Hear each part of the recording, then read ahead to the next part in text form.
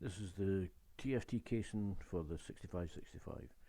It's a touch screen device inside that casing, printed as you can see in the top right there. The motherboard needs to be replaced, there's no end stops on that, and the housing needs a laser eye guard.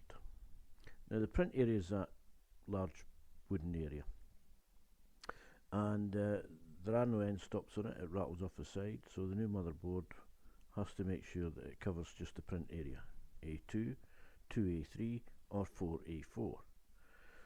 So it will only, the end stop will not let it go any further across than there or any further across than there on the Y axis, on the X axis, and it will only come this far back on the Y axis. Now I lose 50mm because of the depth of the Z axis that got put on it, that thing it's mounted on there, and you can see how far it sticks out. Now that won't cut any further up than there. I'll set it so an end stop stops right there, so it can't go any further forward and it can't go any further back, so it'll cut just about maximum area on that A4, on that large sheet for A2, A3 and A4s. 2 A3s at once, that's no bad. This can do 2 A3s, it can do 1 A2 but it's sideways. Now this is where all the laser guards are going to be printed out yet. This is the last job to be done.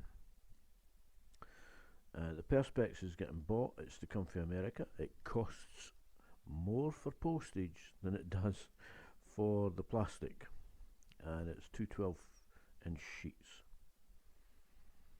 Now the housing here has got these screws on the side, and the eye guard will get hooked onto them there, and I'll put an extension on that wee wheel there so it sticks out further. I'll print it and just clip it on, so I don't have to keep going underneath it for to adjust the focus. Once it's done, the focus is set, I can put a height block on it and get the height right every single time.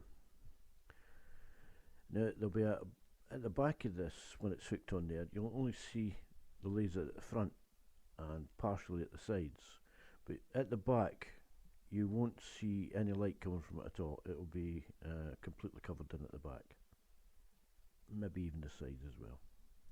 So as you can see, that's the thing getting printed out in the top right. It's at high speed.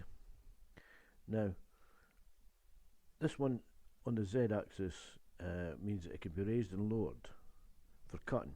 It cuts 3mm now, with the Z axis it will let it cut 3mm. I paid £40 to cut an extra 3mm. These are for stencils. The stencils is for the spray painting for the t-shirts, and the two of them will be able to do the same thing. One etching the black and metal relief stuff, and this doing the cuts and the stencil.